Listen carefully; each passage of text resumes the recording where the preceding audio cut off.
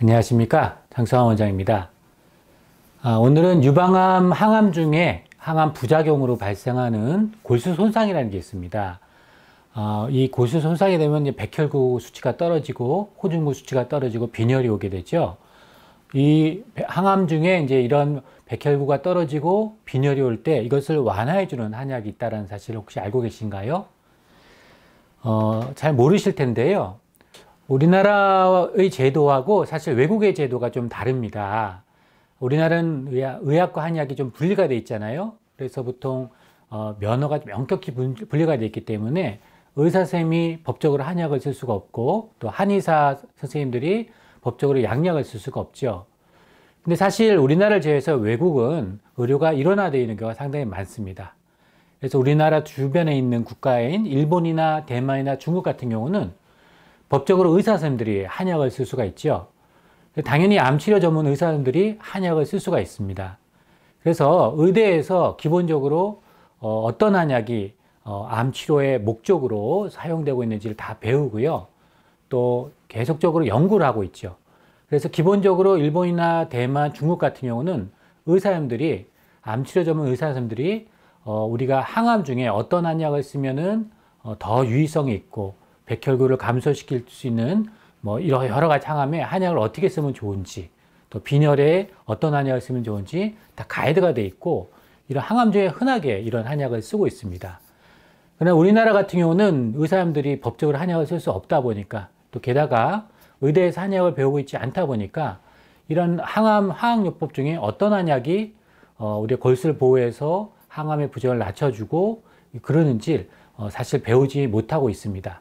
그러다 보니까 가이드 역시 환자분들한테 한약을 절대 쓰지 말라고 하는 그런 가이드를 쓰고 있는 지금 실정인데요. 사실 일본이나 대만, 중국의 암치료 의사들은 항암 부작용의 억제라든가 항암 치료를 항상 목적으로 한약을 쓰고 있습니다. 그래서 이번 시간에는 외국의 의사 선생님들은 어떻게 하고 있는지를 좀 더 자세하게 알아보는 시간이 되겠습니다. 암보조요법이라는 단어가 있습니다. 우리가 보조조요법이라고 표현하는 이제 이 용어는 미국 국립암연구소에서 어떻게 얘기하고 있냐면, 암 환자가 치료를 받을 때 발생하는 여러 부작용을 줄여주고, 또한 몸이나 마음이나 사회적이나 정신적인 문제를 조기에 대응해서 그 치료 효과가 최대한 발휘할 수 있도록 하는 모든 의료행위라고 표현하고 있습니다. 이 모든 의료행위는 양방만 표현하는 게 아니라는 거죠. 양방 이외에도 의료행위 중에 만약에 한 방이 의료적으로 도움이 된다는 게 알려져 있으면 결합해서 하자는 거죠. 그러니까 이런 부분들이 지금 사실은 암치료 영역에서의 가이드라고 보시면 되고요. 오늘은 이제 유방암 파트이기 때문에 유방암에서는 이제 우리가 어떤 항암을 쓰고 또 이 항암 부작용에 한약을 어떻게 쓰는지 알려드리도록 하겠습니다. 이 논문은 상당히 오래된 논문입니다. 1989년도에 나온 논문이니까 오래된 논문이죠. 이 논문은 진행성 유방암 환자, 즉 3, 4기 유방암 보통 얘기하는데, 이 환자에게 십전대부탕이라고 많이 들어보셨죠? 보통 보약의 대명사로 많이 알려져 있는데, 사실 일본의 암치료 선생님들은 이렇게 수십 년 전부터 십전대부탕이라는 보약을 항암의 부작용을 완화하는 목적으로 지금도 지금 많이 쓰고 있습니다. 이 논문은 나다치라는 도쿄의 국립암센터 병원의 내과 선생님이 주택에서 쓴 논문인데요. 우리나라 제 일본도 국립암센터가 있습니다. 다만 우리나라 국립암센터는 의사 선생님들만 계시죠. 한의사님이 한 분도 없습니다. 그러니까 양방으로서 양방으로서 암 치료를 억제하거나 항암 중의 보조요법을 양방 보조요법으로만 다 하려고 노력하고, 일본 같은 경우는 일본의 국립암센터는 당연히 의사님들이 계시겠죠. 근데 여기서는 차이점은 뭐냐면 양방만 하지 않고 한방을 이용해서 같이 항암 부작용을 완화하는 요법을 한다는 것이죠. 또 그것이 유의성이 있으면은 도움이 되는 한약을 이렇게 논문으로 발표를 하고 있다는 거죠. 그러면은 우리가 방법에 대해서 한번 볼게요. 이 논문은 85년부터 87년 약 한 2년 사이에 130명 정도를 연구를 해보고 그 중에 119명을 평가해 봤습니다.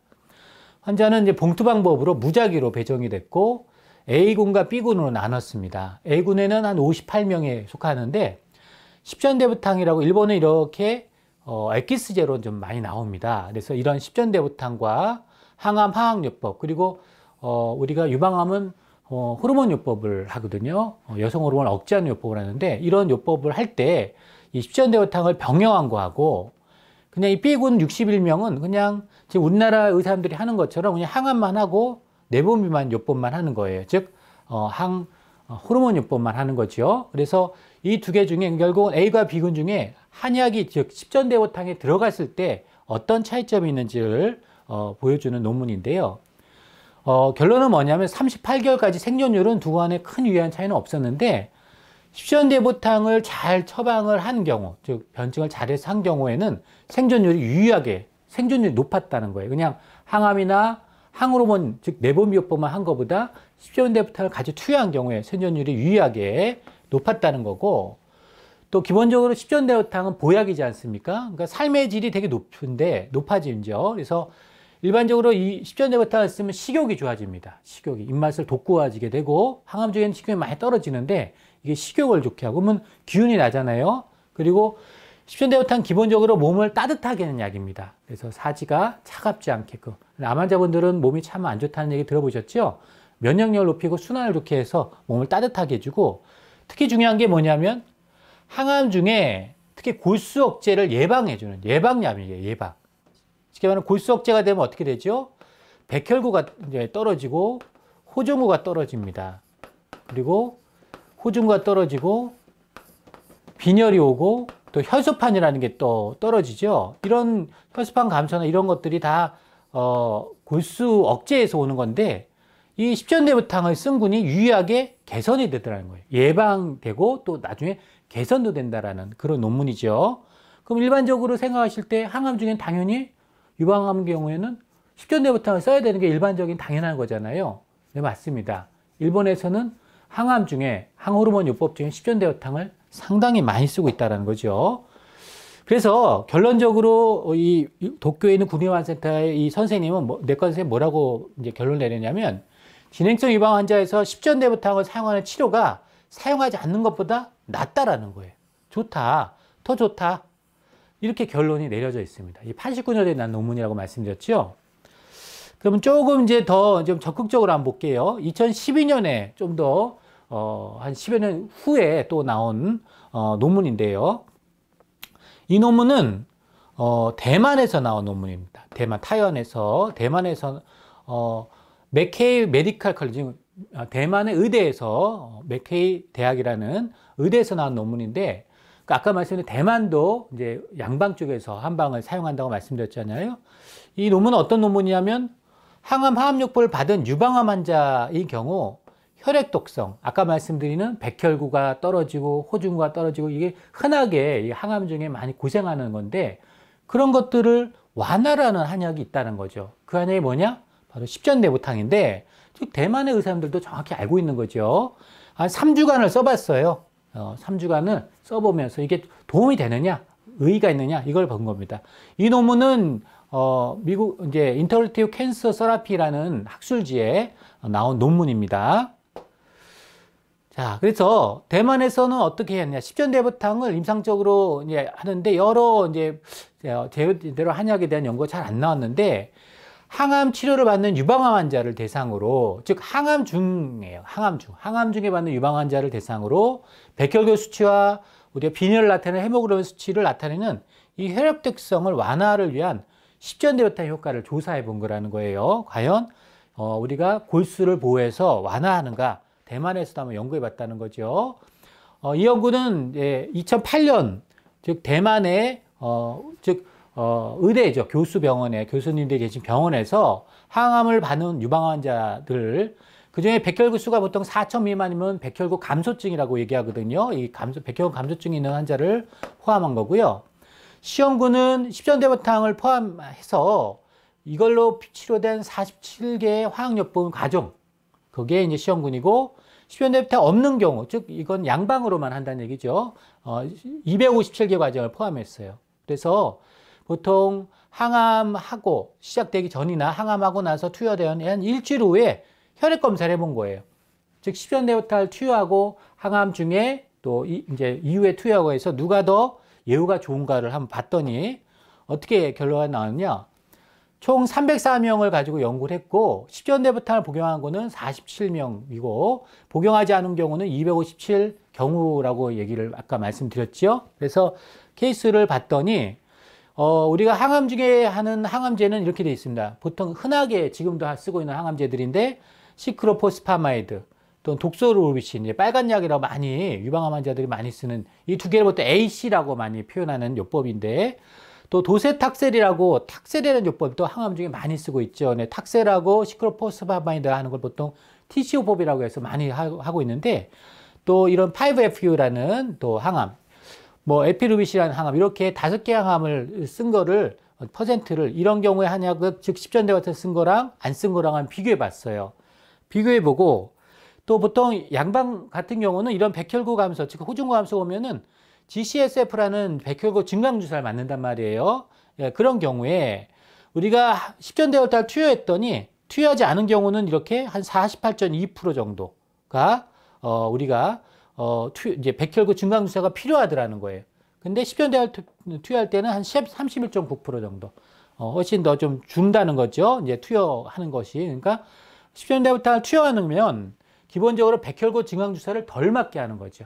우리가 호중구 감소를 완벽하게 없앨 수는 없지만 그 정도로 많이 떨어진 것들을 예방해 줄 수 있다는 것을 우리가 알 수가 있는 것이고 실제로 우리가 백혈구 수를 보면 10전대부터 투여한 경우 항암 이후에 보면은 이쪽은 한 3165 정도로 백혈구 수가 떨어지고 복용하지 않으면 한 2436 정도로 떨어지는 겁니다. 그러니까 백혈구 숫자가 10전대부터 복용한 게 훨씬 더 덜 떨어지는 거고 호중구는 한 2002 정도 되고 이쪽은 1373. 그러니까 이쪽이 훨씬 더 덜 떨어지는 거죠. 10전대부터 투여한 경우가. 또 빈혈 수치도 이쪽은 한 11.16 정도 된다면 이쪽은 10.85 정도로 빈혈도 이쪽이 복용하지 않은 군이 훨씬 더 빈혈이 오는 거죠. 결론적으로 대만에서 볼 때 이제 환자들 대상으로 해보니까 임상 연구이죠. 10전대부터 복용한 환자들이 항암 화합요법 후, 즉 여러 가지 아까 5개 항암을 얘기했는데 백혈구 수나 특히 호중구 수라든가 빈혈 나타나는 헤모글로빈 수치가 유의하게 증가를 했어요. 그러니까 항암하고 나서도 10전대부터 투여하면 올라가더라는 거죠.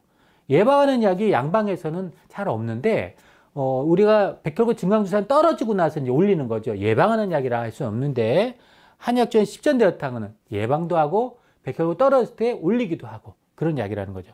결론적으로 10전대어탕은 항암 해독요법을 받는 유방 환자의 혈액 독소를 완화하는데 효과적이라는 거예요. 즉, 이 두 개의 논문은 무슨 의미냐? 일본에는 의대 교수들이 잘 알고 있다는 거예요. 의사들이 항암 중에 한약을 쓴다는 거고, 그 중에 여러 한약 중에 그냥 10전대부터 하나만 지금 제가 소개를 하는 거죠. 그래서 우리가 이런 10전대부탕을 쓸 때 유방암 환자들이 써야 되나 말하든지 잘 모를 거 아니에요. 그죠? 당연히 이제 이것이 의대에서 교육이 되지 않으면 더더구나 아무리 대학병원에 계신 선생님들도 말을 하기 어렵다는 거죠. 결국 이 영역은 누구냐? 결국 전문 한의사들 얘기해 줄 수밖에 없는 겁니다. 환자분들한테 유방암 중에 항암할 때 10전대부탕 쓰는 게 훨씬 더 유리합니다. 항암 부작용을 낮춰주고 골수도 보호하고 생존율도 높이는데 유의성이 있습니다. 그래서 10전대부탕은 항암 중에 유방 환자들의 혈액 독소 완화하는 데 효과적입니다.